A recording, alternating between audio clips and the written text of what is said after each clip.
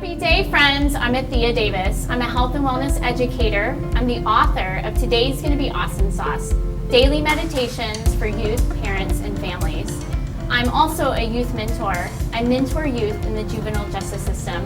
And I own Soul Sense Yoga, a mindfully infused education and leadership company.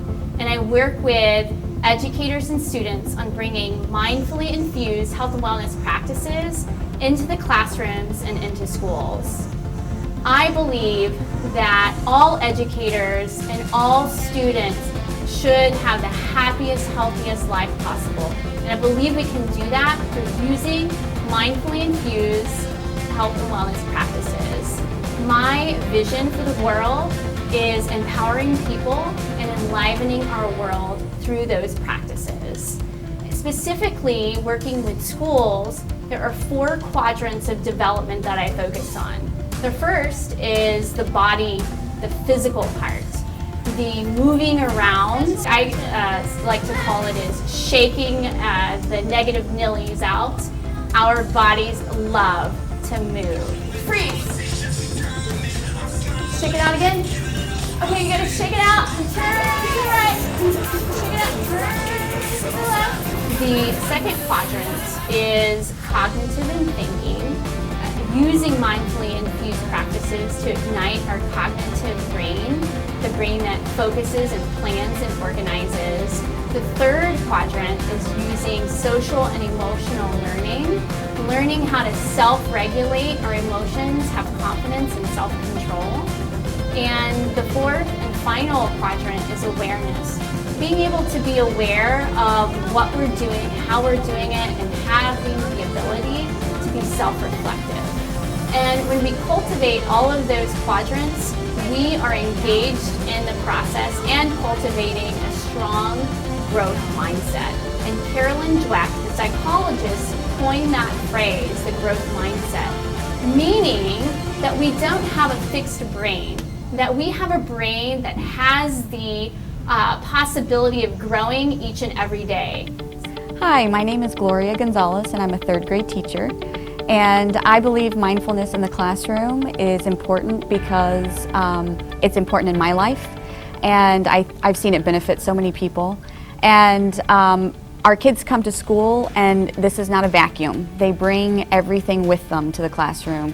So if there's something going on at home, or they have an anxiety or frustration, it's there in the classroom. And I teach my students about the 3 parts of the brain, and how when the fear part of the brain is activated, or we're distracted by some other big emotion, their thinking part of their brain cannot be activated. They can't focus on their work. So one of the first things we do when we come into the classroom is we talk about, how is your heart? And my students write a short response about that. And we discuss, and I've done breathing exercises with students who have anxiety over reading, and I've seen some improvement. It's not a quick fix, it's not overnight, but it definitely helps in the long run. And I believe that even if it doesn't help them immediately, that it will help them throughout their life. I've seen how mindfulness helps me in my life. I've seen how it helps others. And so I truly believe that it helps students in the classroom as well.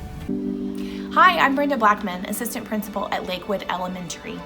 At Lakewood, we feel mindfulness is important because it can start our day off and sets the tone so that we can be successful. It kind of gives us the idea of we can do this.